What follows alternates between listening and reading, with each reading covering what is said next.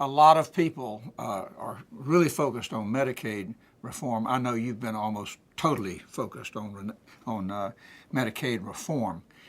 But first of all, why is this such an important issue?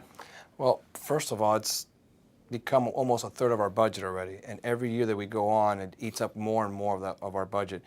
And what happens with that is it means that there's less money for education, less money for transportation, less money for economic development.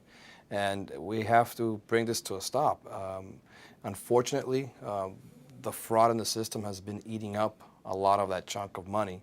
And that's why this is the time now to try to reform the system. We see what's happening at Washington at the national level with healthcare reform, which I don't necessarily agree with what's happening in Washington, but I think as a Republican of the state of Florida, we need to make our own changes and make sure that the plan that we have works for our citizens and that we can increase the access to healthcare and Medicaid. Well, talk about the fraud problem for a minute. How big is it, and how much could be saved if attention was paid to fraud? Well, think about it. The numbers that we talk about, at least a minimum, are 10% of fraud.